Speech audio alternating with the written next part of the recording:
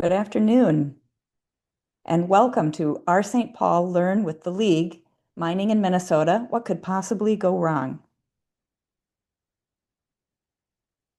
I'm Amy Mino. I'm a League member, former St. Paul League president, and I'm moderating today's program. Today's panel features two women who are supremely qualified to discuss the complexities of copper mining in the northern part of our state. They have been interviewed on programs all over Minnesota, and we're very lucky to have them both here today. We've had a good rapport with the St. Paul Neighborhood Network and the suburban community channels on our online programs, so thank you to them. And you can watch our previous programs in a created playlist on our YouTube channel if you search under LWV St. Paul. By now, we're pretty familiar with Zoom. If you have a question, please type it into the Q&A bubble that is located at the bottom of your screen. Now let's get started. First, let's see what positions the League has taken on today's topic, remembering that League always does a very deep dive into issues. We usually take at least 2 years of research before we'll publish a position on a topic. This slide summarizes the main policy positions of the U.S. and the Minnesota League of Women Voters in relation to natural resources. The language stresses wisdom, foresight, and a holistic approach, acknowledging that both local and national needs should be taken into account. The League is neither pro nor anti-mining. The Minnesota League also has an opinion about land use. You will read here that local input, guidance, and control is of great concern, since each location will have unique characteristics that require careful planning. The League stresses at least some involvement from local government. Finally, our Minnesota League, has studied water resources and obviously supports policies that protect both surface and groundwater.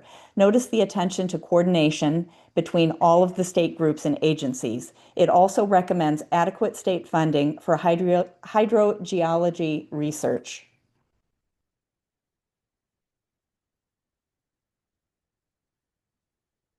Most viewers probably know we've chosen this topic due to recent legislative decisions in Washington, D.C. about mining leases in our state. And Antofagasta's desire to mine copper in northern Minnesota began over 10 years ago, leading to a study that was often delayed by the U.S. Forestry Service that in 2022 proclaimed mining could not be safely performed in the Rainy River watershed. The Biden administration banned mineral extraction there in 2023. In 2026, the House and Senate voted to lift the ban. After the federal government reissues the mineral leases, Twin Metals, which is the subsidiary of the Chilean company, must start the environmental review process. According to Star Tribune reports, a key item in the measure championed by Representative Pete Stauber is that it passed using the Congressional Review Act, usually reserved to reverse federal rules within 60 days. This will be challenged. The lift of the mining ban was almost entirely supported by GOP votes and strongly opposed by Minnesota Senator Tina Smith. One of the distressing aspects about modern political decision-making is that a huge amount of money is spent to enact legislation, and the issue of mining rights is no different from every other issue. Minnesota Star Tribune reporter Vondrasek scratches the surface of this with some recent contributions from various groups.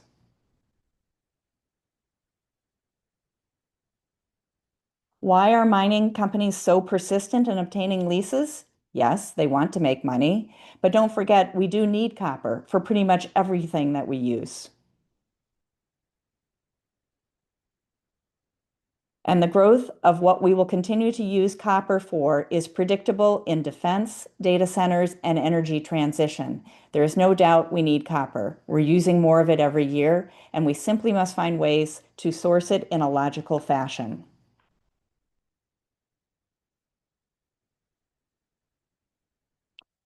Here's a very timely detail about copper mining. Some copper acquisition needs sulfuric acid, and the current US-Israel-Iran war and the blockade of the Strait of Hormuz has decreased that acid's availability and doubled its price. Copper itself is becoming more expensive. Now that you're convinced of the relevance of this topic, let's meet our panel. I'm pleased to introduce Julie Lucas, the Executive Director of Mining Minnesota. She leads a coalition of community and industry leaders who advocate for responsible production of mineral resources in Minnesota. Julie previously served as the environmental manager of Hibbing Taconite Company, shepherding the iron mining and processing facility through environmental permitting and compliance for over a decade. She then led the Water Resources Program for Twin Metals, Minnesota as the Director of Water Resources. In 2024, UMD awarded Julie the Inspiring Scientist Award, recognizing her passion and contributions to STEM. Thank you for joining us today, Julie. Our second panelist is Ingrid Lyons, the Executive Director of Save the Boundary Waters. She started with this group back in 2015 as the Northeast Organizer, then Development Director. She serves on the board of the Lapid Foundation, has a keen interest in critters with work at the Raptor Center and the Wildlife Rehabilitation Center, and plans to run Grandma's Marathon in June. Good luck with that, and welcome, Ingrid. Now let's start with Julie and hear her presentation. Julie Lucas, if you can open your video, we will line up your slides. Yes. Good morning. Afternoon. Why am I still stuck on it being morning? Must be optimistic. Amy, you'll be advancing the slides, or Veronica will, right? Just Veronica will advance the slides. Okay, then I apologize now, Veronica. I tend to kind of get in teacher mode, so I will do my best to just raise my hand and let you know. So good afternoon, everyone. Thank you so much for joining us today. I am super happy to be here. Ingrid and I are both calling in from the 218 this afternoon and ready to talk about a really complicated topic that we frankly will be talking about for a long time to come. I first started working on this project back in 2008 when it was still Duluth Metals. And I was working as a consultant supporting the water sampling for baseline data collection. So we know that these projects don't happen overnight. I'll talk a little bit about that. I'll talk a little bit about why this project is even being looked at, why it's being evaluated, and I'm really looking forward to some of the questions that come up. So next up. It's all about water. And so these are photos from places I've lived or places near where I've lived. And really, these conversations wouldn't be happening if we didn't have the water resources we have up here. And we can't underestimate the value of fresh water and clean water. As Minnesotans, I think we take all of these resources for granted. A lot of times, not always. But we forget how special these are. So this is why this is a national conversation. This is why we're having a meeting on a Sunday afternoon in the summer, is that we have concerns, and I share those concerns. We know that we have a really complicated situation that we have to navigate, but if we keep our love and our care for our water front and foremost, I think we will get through these conversations the best. Next up. Here's the other reason we're here, and it was brought up in the introductory slides. We live in a world that runs on minerals, and it's relatively new when you think back in time of how long we've been using some of these minerals. The Industrial Revolution was only a couple hundred years ago, and a lot of people think this next revolution, whether it's clean energy, some of the data stuff, it's a copper revolution. It's really building out this world that we use all these minerals all the time, and so we know we use them. We know there's more countries than just the US using them. A lot of times the conversation centers on US consumption, or we hear about China, but there's almost 200 countries around the world. And with almost 1 billion people not having any electricity, we just got to start scaling this out. When we look at what surrounds us in our homes right now as we do this call, and we have a couple 100 pounds in each of our homes of copper, and we have a lot of stainless steel, so we have a lot of nickel, and we have all of these different metals, and they had to come from somewhere. And we should know, where do they come from? What standards were they mined under? Because we are the ones asking for all these metals. So it's a conversation that's not going to go away anytime soon.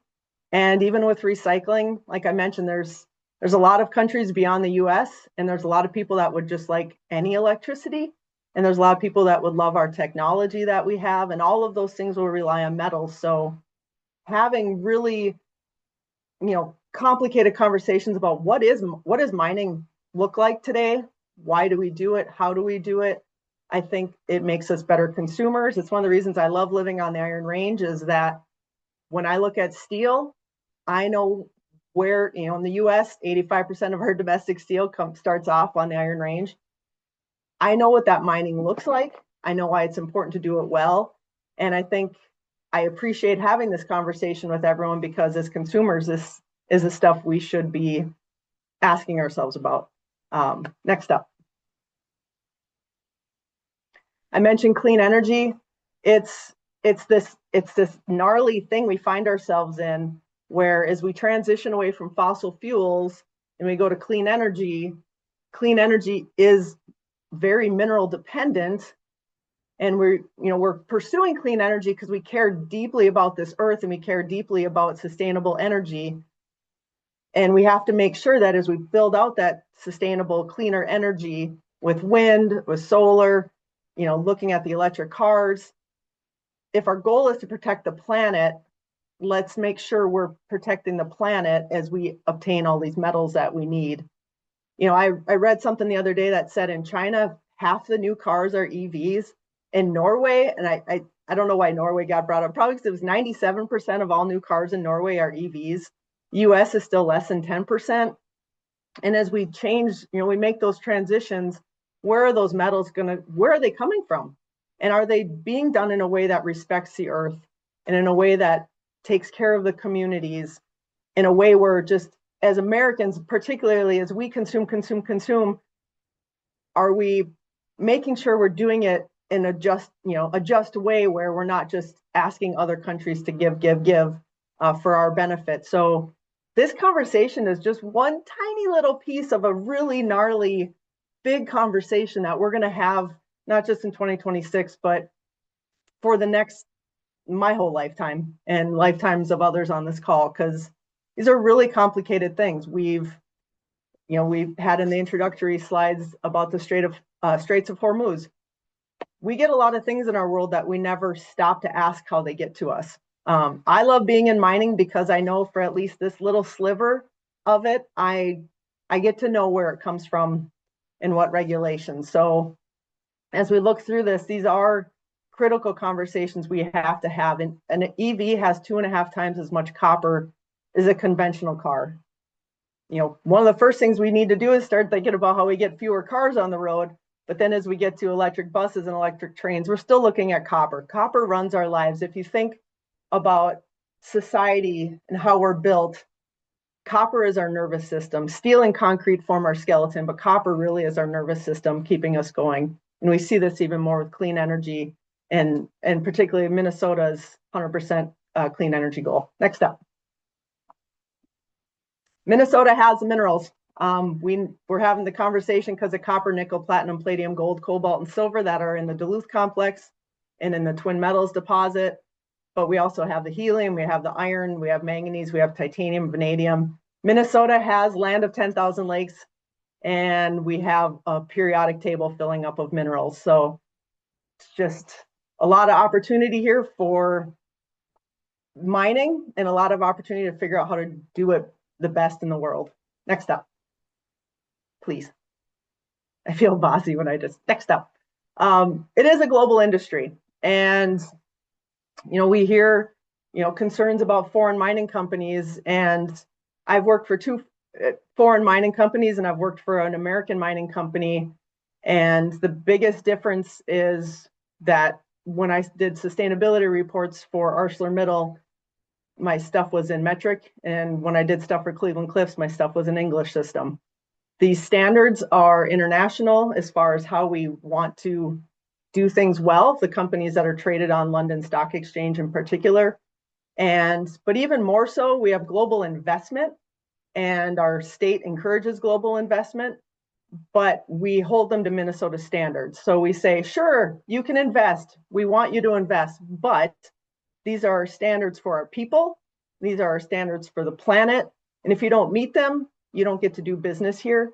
But that global investment is critical because we really don't have American mining companies anymore. We have a handful, but it is definitely something we don't see as much of anymore.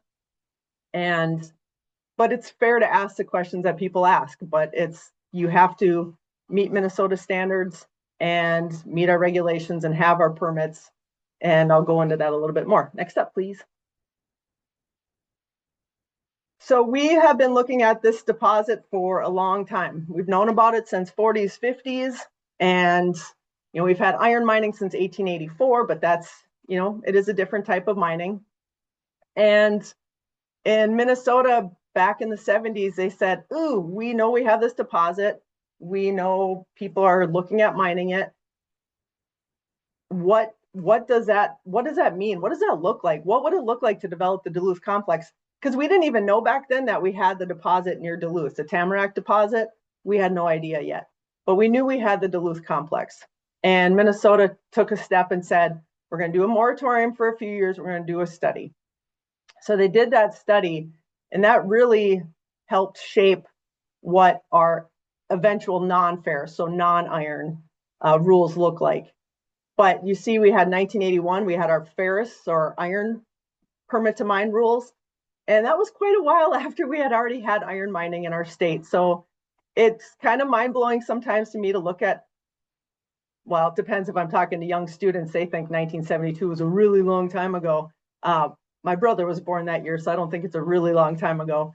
But when you look at this timeline of when things get done, we've had an opportunity as Minnesotans to learn from other places. So I included closure of Berkeley Pit in this.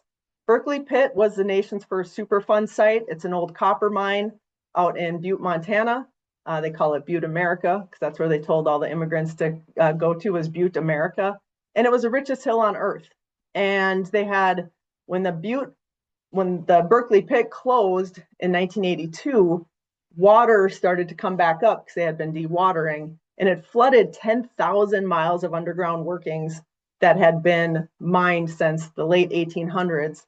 And it is a Superfund site, and it is highly problematic, but it is also very different than what we would have here in Minnesota, both that it's what's called a porphyry deposit, which I won't go into geology because I care too much about all of you to go into tons of geology today, but it's a porphyry deposit, which is different than what we have in northeastern Minnesota. Our deposit was formed by the earth splitting itself apart, not subduction of plates. So we get a different ore body.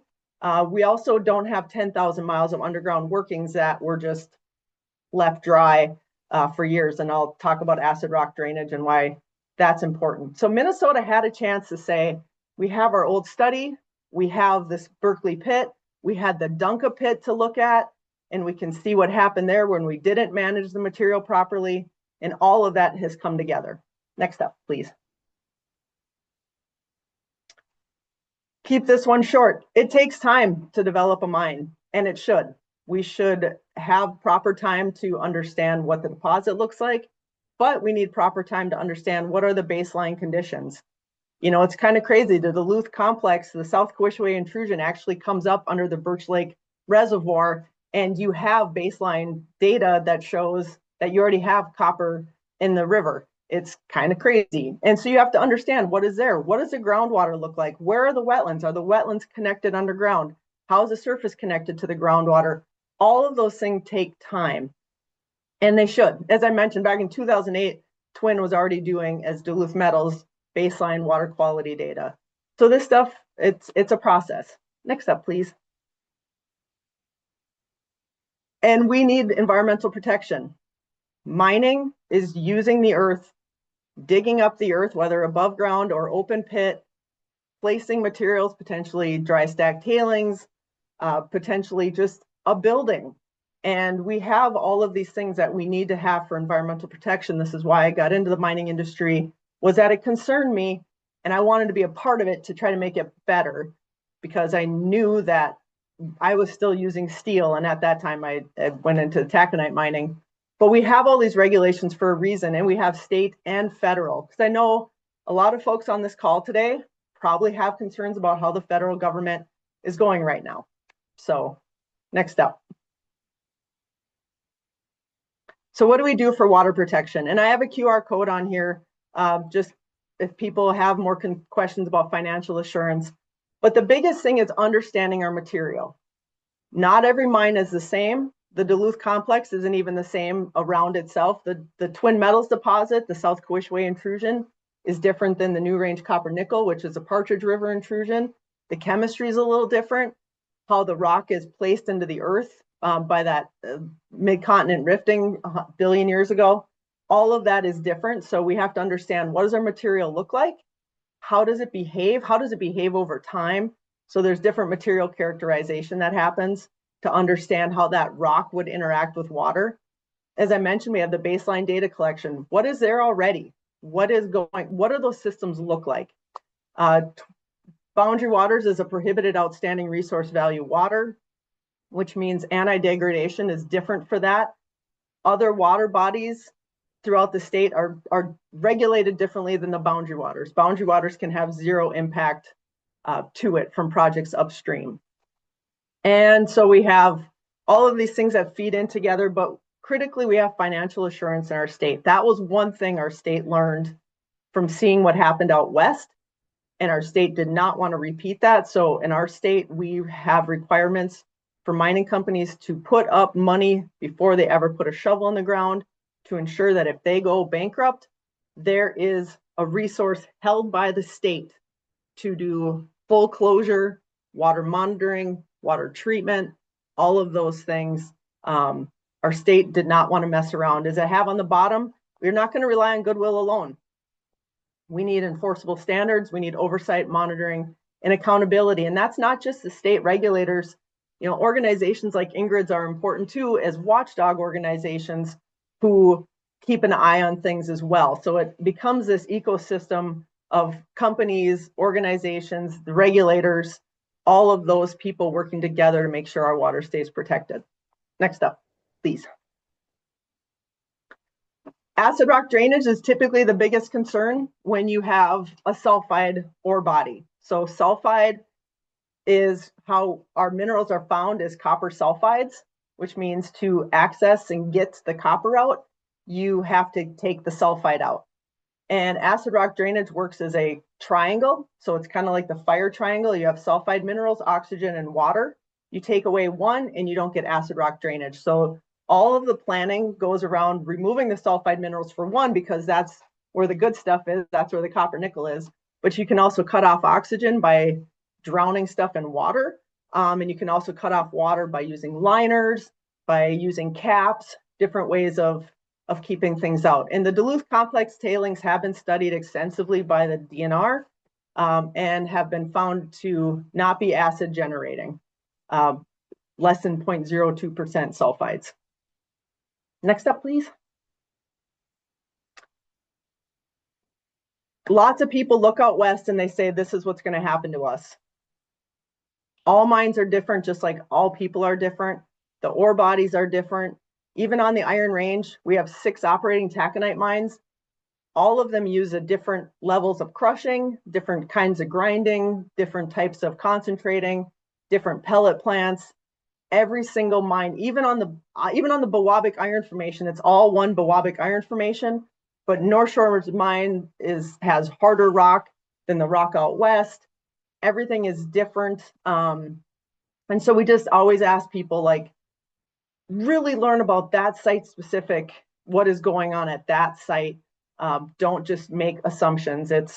uh, jokingly, as a redhead, I hate when people always assume I have a temper and I have different things because I'm a redhead.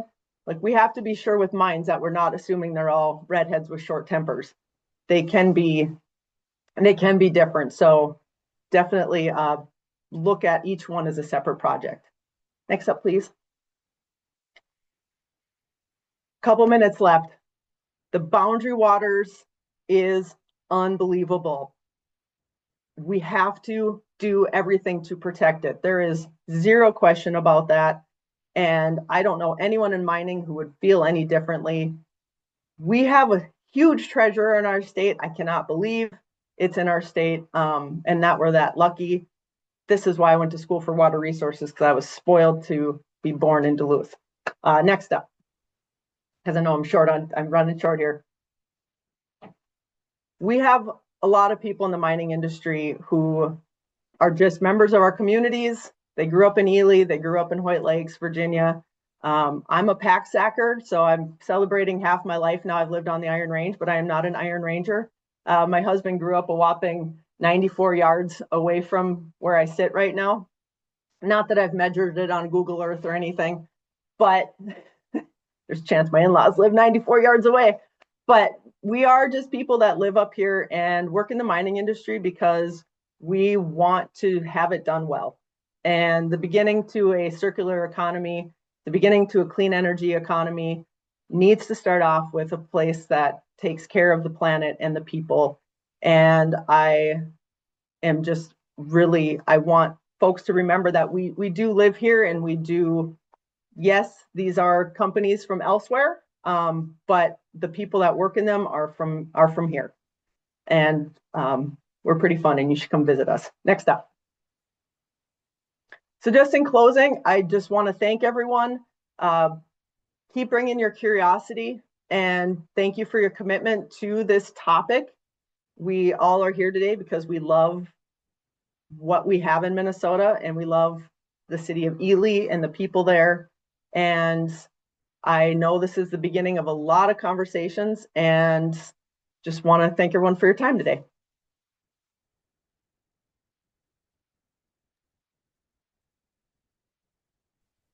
And you can learn more on miningminnesota.com. Thank you.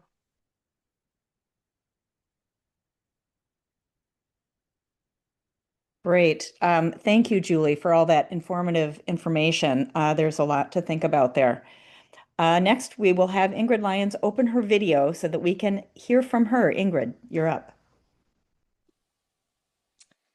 Hello. Yes, thank you so much for having me. Happy Sunday, everybody. Next slide, please. I might have a little bit of a delay too, so if I'm not picking up on the fact that it's moved to the next slide. I'm Ingrid Lyons. I'm the executive director of Save the Boundary Waters and its parent organization, Northeastern Minnesotans for Wilderness. And I'm happy to be joining you today from the Echo Trail on Big Lake. So, yeah, like Julie said, up in the 218.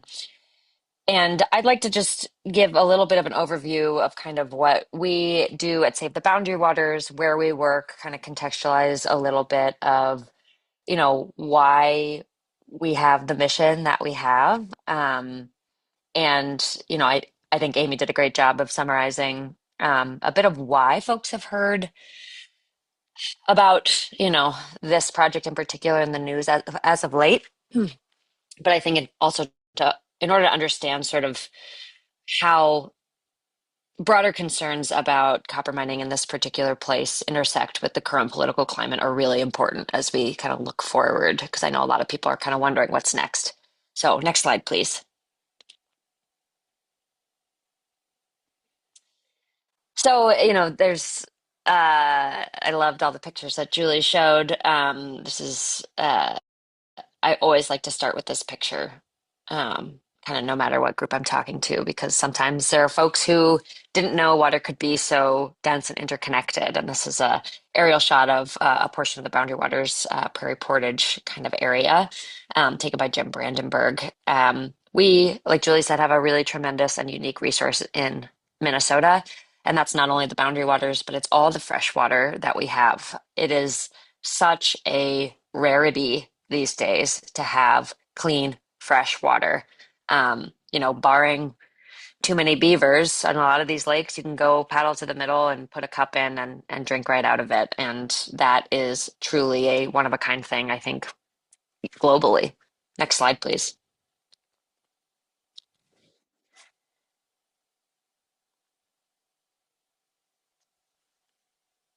I might be delayed also. So sorry if I'm delayed.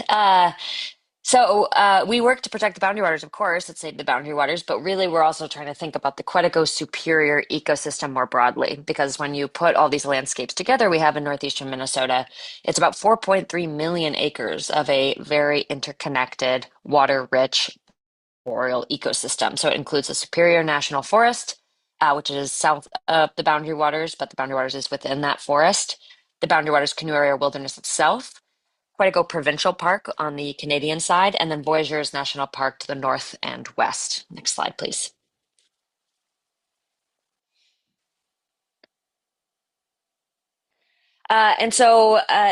We at Save the Boundary Waters work really specifically on the Twin Metals project. Um, so copper mining, like Julie said, is a newer industry to this state in so much as we are a well-known iron ore taconite powerhouse. It created so many of the communities that we know and love, especially in northeastern Minnesota. Uh, but copper mining is proposed just a few miles upstream of the boundary waters. And we at Save the Boundary Waters fundamentally believe that this is the wrong place for this industry. You don't mine under or next to America's special, unique landscapes. And so this is a matter of really believing that these two things, this type of mining in this place, are not compatible. And the circle that just came onto your slide, that is where the primary deposit that Twin Metals seeks to develop is located. And this is a picture of the mine site as it currently exists. So this is a highly popular recreational lake, Birch Lake, which is the waterway kind of more to the front of the image. The water that kind of comes from the horizon, that's the South Kawishwe River. And the way that the water flows in this watershed is such that the water flows out of the wilderness down the South Kawishwe River and then takes a left and joins with Birch Lake and carries water back into the wilderness and then ultimately north and west and eventually all the way to Hudson Bay. And so we're talking about a mine that is immediately upstream of the wilderness. So that is something that we are paying particular attention to and really kind of is our why. We just don't believe this is the right place for this industry. Next slide, please.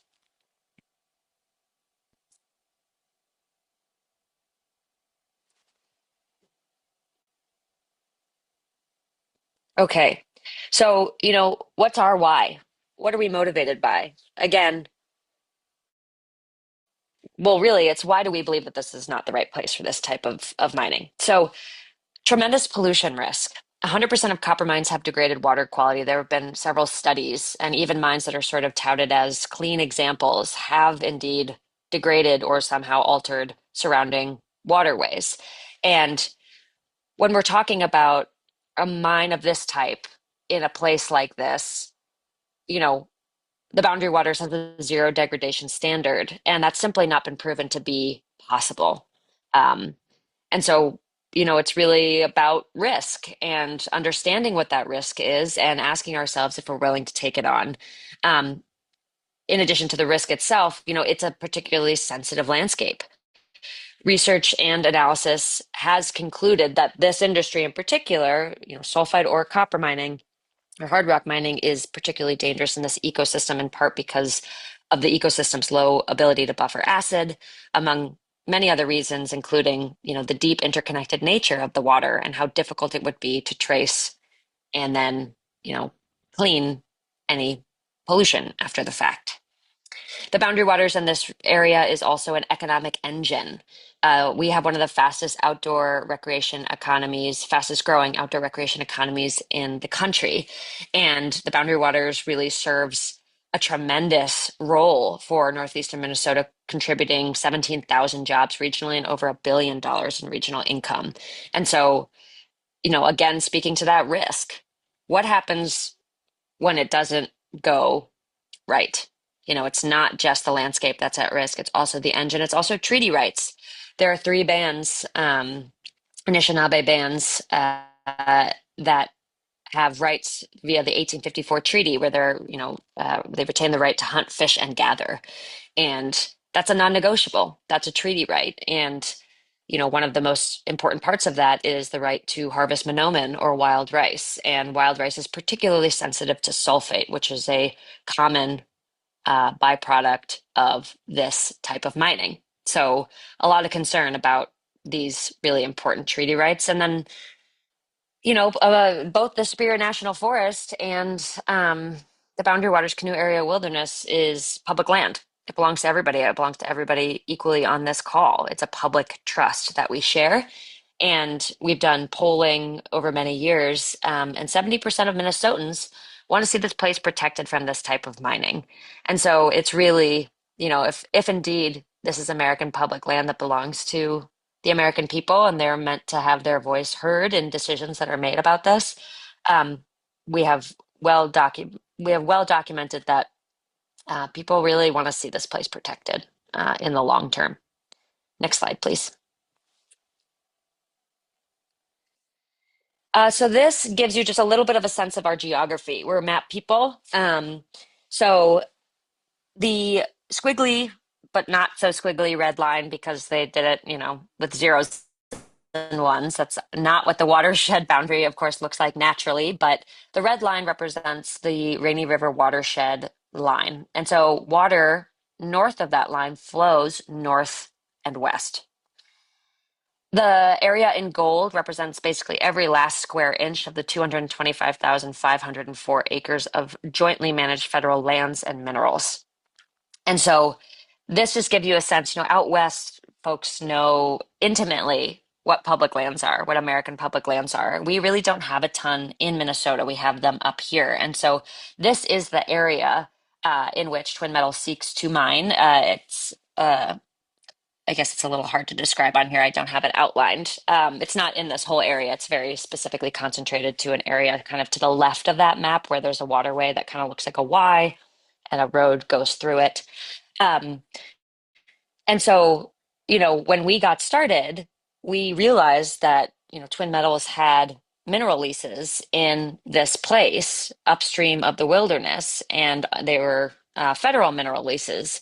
And so that really got us thinking, why is the federal government, which manages this public land estate, um, and this mineral estate, minerals across the country, they make decisions about where we should be mining, where is it appropriate, where is it not appropriate. And so we set off to essentially try to prove that this is not an appropriate place for this type of mineral development, and petition the government as citizens to say, to take it kind of off the menu, so to speak. Next slide, please.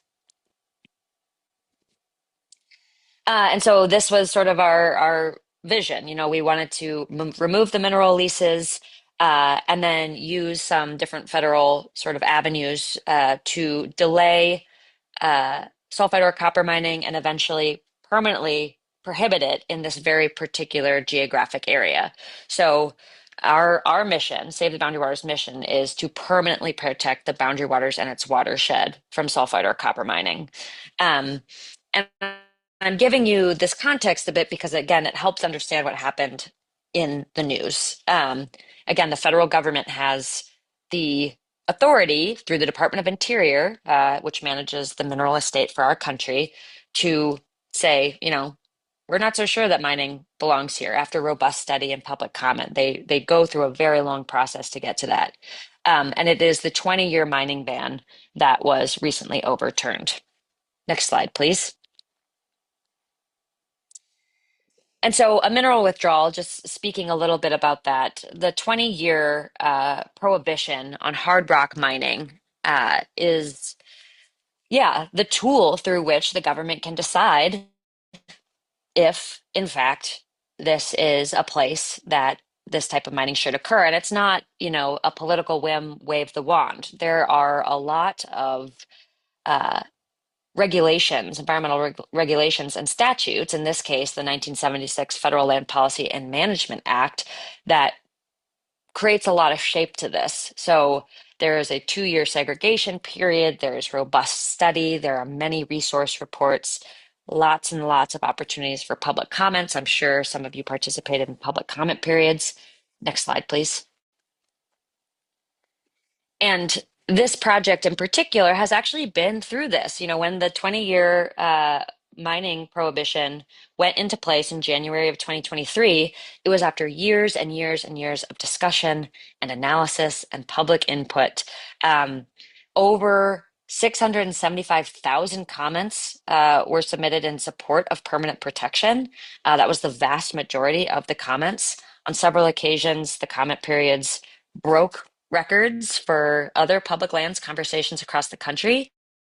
Um, and so after the U.S. Forest Service completed an environmental analysis, they took all that information into account and the many years of studying and finished that study and made the determination that yes, indeed, on many counts, economic, cultural, ecosystemic, that's another one that just flew out of my brain. I don't know. On many, many different counts, this was the wrong place for this type of mining. Next slide, please.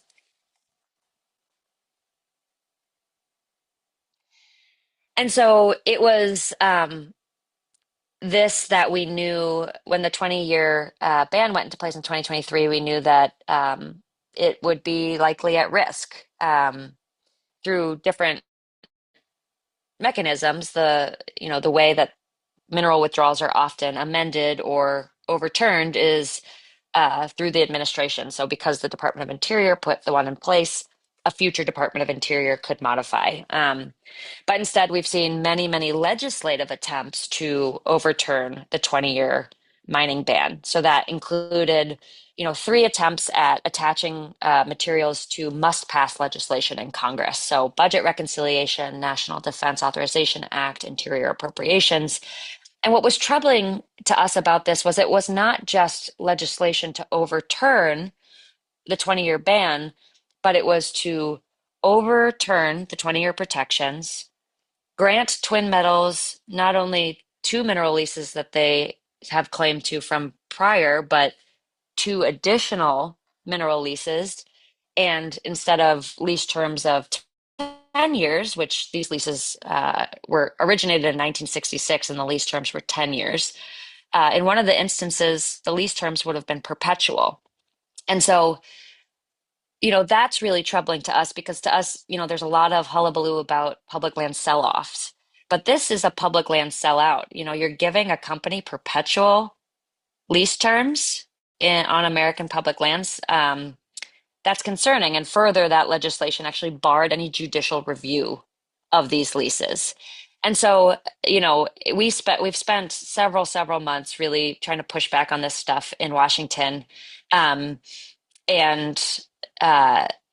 had success, being able to push these things off. But then, next slide, please. Congressman Pete Stauber, who represents the 8th Congressional District up here, he's really kind of he's a big champion for twin metals and for copper mining and other things. He introduced something through the use of the Congressional Review Act, which is a law that was passed in 1996 for very specific purposes, essentially to give Congress the right to challenge agency rulemaking. But very specifically, what gets challenged has to be legally defined as a rule. And there's usually a process of, is this agency action a rule? The Government Accountability Office determines that. It's a whole process. And so unexpectedly, the Department of Interior resubmitted the 20-year mining ban, and it was challenged by Mr. Stauber using the Congressional Review Act. So this is a completely unprecedented use of the Congressional Review Act. Mineral withdrawals have never been considered rules subject to the Congressional Review Act, and critical steps were skipped, such as consultation with the Government Accountability Office and other things. So it really kind of opens a bit of a Pandora's box for other public lands across the country that have, been subject to a mineral withdrawal, and for good cause, and after robust research, it can just be taken away by Congress It's also not subject to the filibuster, which makes it a bit of a fast track option. Next slide, please. So what comes next? Now that 20-year ban is gone, so a lot of folks have been asking what can we expect? Next slide, please. And I think this was kind of mentioned in the opening, but federal mineral leases. We're looking at the likely issuance of federal mineral leases. Metals is seeking 4 mineral leases. There are a few sort of things that are going on that makes us really concerned about the federal mineral leasing and permitting process overall. Next slide, please. And a lot of that has to do with, you know, okay, hold on, I'm gonna take a step back. So mineral leasing, and after mineral leasing, usually a company submits a mine plan of operations, which is also then reviewed. And then that's when they kind of move into the permitting process. But of course, if we have more questions about the permitting process, Julie really is the person uh, to ask about that. And I'm rushing a little bit because I want to leave time for questions. So we'll go to the next slide. So what I was getting at before, we talk a lot about, okay, yes, a mine is going to take a long time to be developed. Shovels, what happened in Congress doesn't mean there are shovels in the ground tomorrow. Um, but both national and state environmental standards have been targeted and weakened significantly, especially at the federal level, that make us really concerned about the degree to which any environmental review will be valid or authoritative or thorough enough to really say that this project can move forward. So the National Environmental Policy Act is a great example that really sort of dictates the process around things like the issuance of mineral leases. It used to dictate the amount of time that the public had to comment on a project, or how long an environmental assessment or environmental impact statement would take. And a lot of that has been gutted and significantly shortened. We saw a comment period on a prominent landscape, be 7 days, when in the past they've been 30, 60, 90 days, really giving people the opportunity, the American people, to weigh in. The Clean Water Act, obviously super important for protecting places like the Boundary Waters. They're undergoing rulemaking, or sort of rule shifting, of Section 401 of the Clean Water Act, which would severely limit tribal and state authority in project review for projects like this. And so, there's a lot of these sorts of things that, yes, there's a system in place, but the system is a shell of what it once was, and it's continuing to be targeted and weakened. And we're actually already seeing the Clean Water Act being violated within our own state. So we do have great environmental regulations, especially relative to so many other places, but we're not perfect. And there's actually already examples of the Clean Water Act being violated in the Boundary Waters. Next slide, please. So we do ongoing water quality monitoring. We have been working to identify background concentrations in tributaries in this area, especially for sulfate, and wondering if the pollution is in fact traceable downstream. Next slide.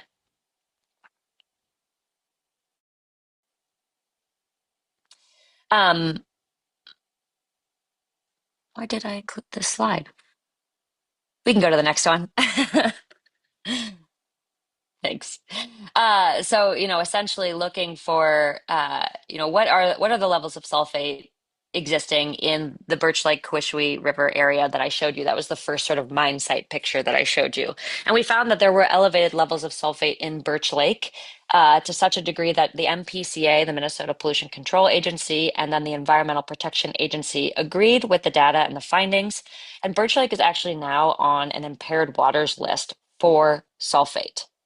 That in part is because Birch Lake is a wild rice lake, and we have a sulfate standard in the state of Minnesota of 10 milligrams per liter, and that was being violated.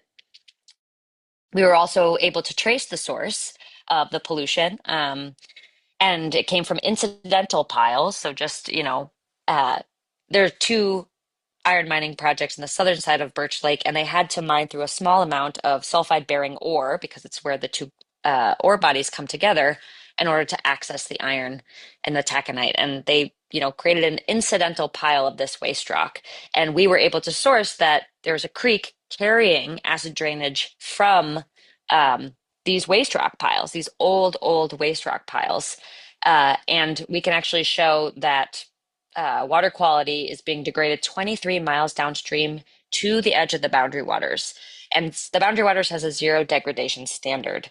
And so this is in violation of the Clean Water Act. And this, is a pretty significant, this is just a good example of why we're skeptical, right? It's sort of promises of what's going to be done and how perfect it's going to be have not held up historically. And I know we can always strive to do more and do better. Um, but there's a track record that's really important to look at. Next slide, please.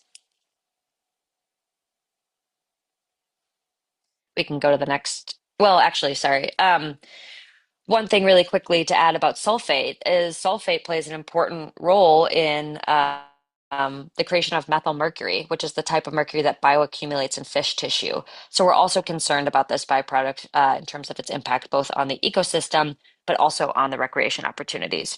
Why fish if you can't eat the fish? Next slide, please. Um, Next slide. Talking a little, very briefly about the role of the state. There's a lot that the state can do, so this is a vast oversimplification. The state has to provide a state permit to mine to any type of mine in the state, whether it's on state land, federal land, private land. So obviously the state will play a big role in that. But there's also an opportunity to permanently protect the headwaters of the boundary waters through legislation at the state as well. So in Congress, there's a permanent protection bill introduced by Senator Tina Smith on the Senate side, Representative Betty McCollum on the House side. And similarly, there is a bill that would permanently protect state lands in the watershed and bar the issuance of mining permits for hard rock mining in this area. And that really is, our North Star. We want permanent protection for this area, and that can be done through legislation. Next slide, please. What you can do, I'm already over time, so I'm not going to get into what you can do specifically, but you can always go to savetheboundarywaters.org to find out more. You can always email me or info@savetheboundarywaters.org. We have a lot of different actions right now. And lots of ways to get involved. So if you're feeling inspired or motivated, we're always happy to talk and always have you join our coalition, because really that's what we are at our core. We are a coalition of over 425 businesses, organizations, hunt fish organizations, access groups, etc., all working together to protect the boundary waters now and for future generations. So thank you so much, and I look forward to your questions.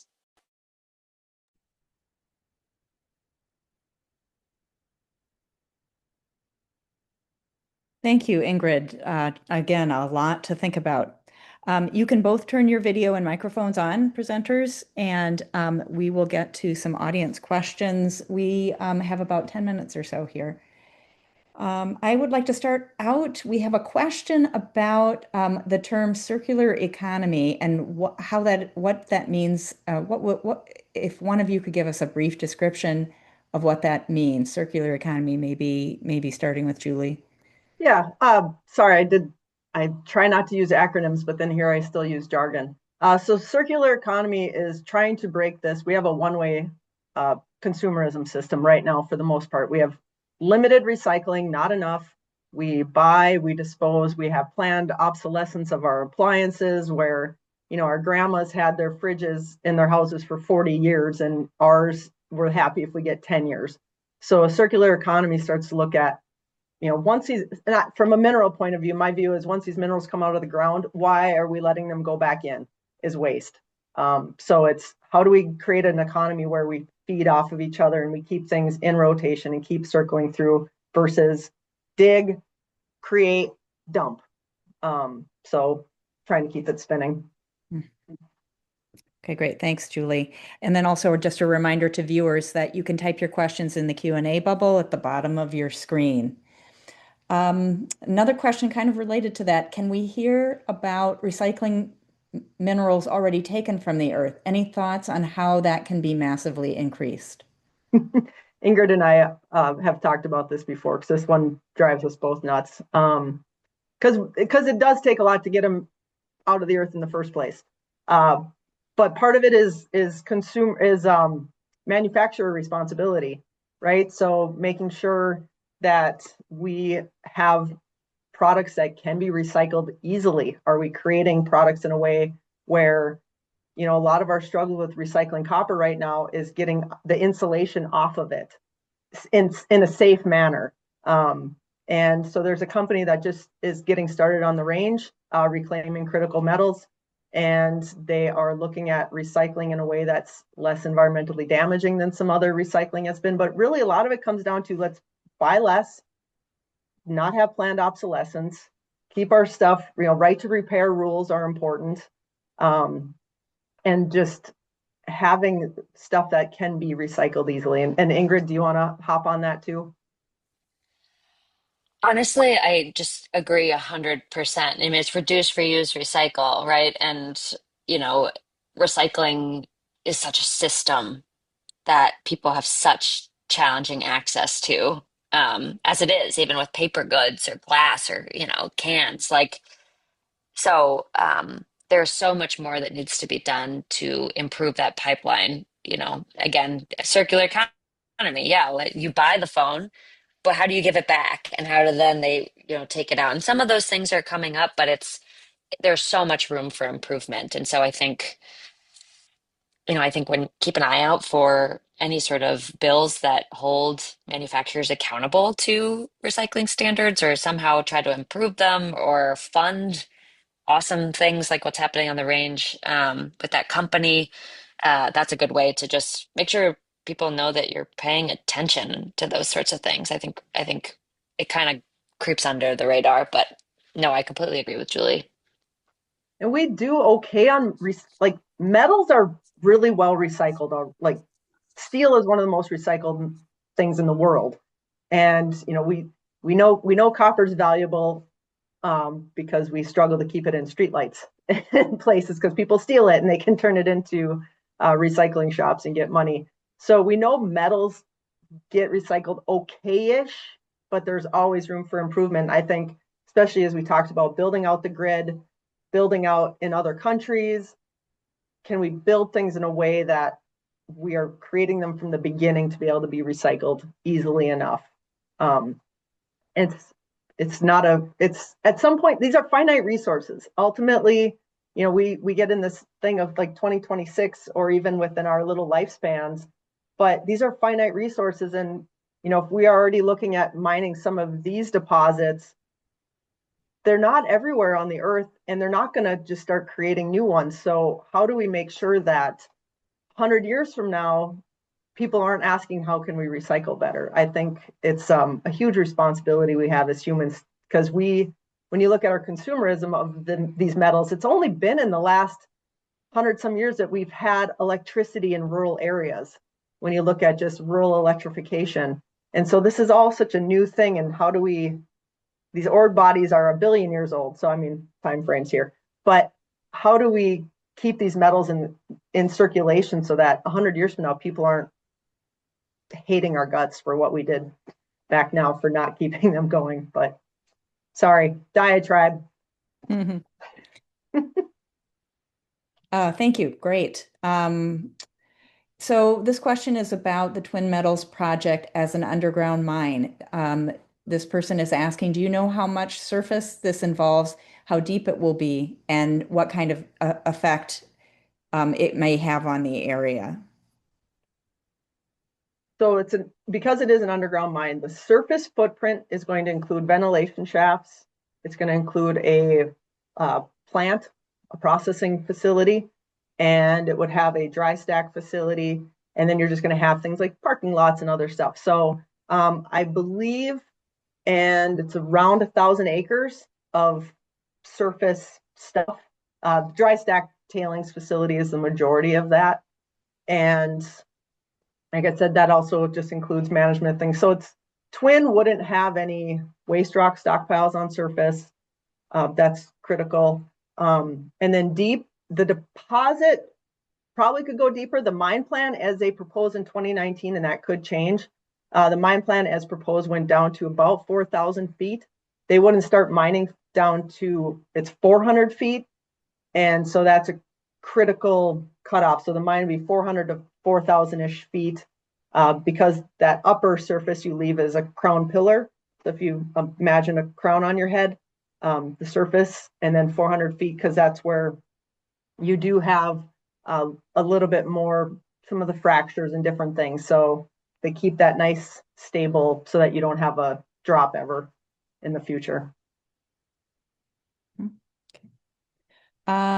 This next question lays out a few things, so I'm just going to read it. Changes in federal standards have not necessarily made changes in Minnesota. We can maintain sufficient protection and base it on science rather than politics. How can there be cooperation between entities, organizations, and communities? I think better probably means better cooperation. This was something that was prevalent when non-ferrous mining was first explored back in the 80s. Either one of you want to take that one? Better cooperation. Yeah. I mean, I think it's tough because politics does, as much as, I believe that both Julie and I are very committed to science. Like, we are driven by data and facts and information. And, and even when we have the science, things just get really muddled by politics. Aside from just partisan politics, it's the politics of, you know, companies or entities lobbying for a reduction in a standard or there are the political system that we have makes it very difficult to sort of put politics fully aside even when we are committed to baseline information. And so I have a hard time sort of thinking about what collaboration really looks like because I think a lot of the conversations just aren't there because it's also been such a um, sort of head-butting issue, an us versus them conversation, which inevitably takes us all a bit of nowhere. Um, and so, I'm excited to see kind of how I'm excited for more dialogue, I guess. Just even, even if we still firmly disagree, just really trying to better understand ourselves. And I think I'm sort of extrapolating this on this a little bit from even just like Ely. Everyone sort of identifies Ely as this town of conflict, this town that's like defined by if you're pro or anti-mining, which is already an oversimplification of those like terms. And so what does it look like to have better collaboration? And it's sort of trying to coalesce on what everybody cares about and what people are connected by. In the case of Ely, it's to see a thriving, happy, healthy, economically salient wilderness edge community, right? With neighbors that have like actual connective tissue to each other and their relationships aren't just defined by sort of the politics of it. And so that's kind of a long, rambly answer, but it's a more complicated question, just like because I think mining has an interesting cultural and political baggage that does take us out of data sometimes. Mhm. I don't know, Julie, Yeah. if you want to No, add to I mean, that. it's conversations like this are really important. Before we started, you asked if Ingrid and I had really, we had done the NPR interview together and we've talked separately, and just different opportunities crossing paths. But, this is a way bigger thing than just mining as far as how do we have conversations about stuff that we have different viewpoints on and that we have different, how do we find those shared goals? Like she nailed it, and I had Ely at the end of my presentation for a reason is that we want Ely to thrive. We know that, as she mentioned, there's, 17,000 jobs in northeastern Minnesota, which I hate how Explore Minnesota does that because they claim Hinckley and Kanabec County and Pine County are part of northeastern Minnesota. And I just want to say, as a 218er, that I don't think 320s belong in our definition, northeastern Minnesota. But we do know, based on other studies, that there are like 1,100 full and part-time jobs that come from the boundary waters. And we know it's $1 billion industry. But we also know, like, living up here, I love going to Ely because I love the cultural aspects of it. I love, playing tourist. Even it's an hour away, I get to still play tourist. Like, what does a thriving Ely look like? It's an Ely that's thriving. It's an Ely that can go back up to a 5-day school week versus a 4-day school week. It's an Ely that supports those jobs for tourism, because, like, I did the dog sledding thing this winter with Cast Outdoor. It was freaking amazing. So, like, the tourism stuff's awesome.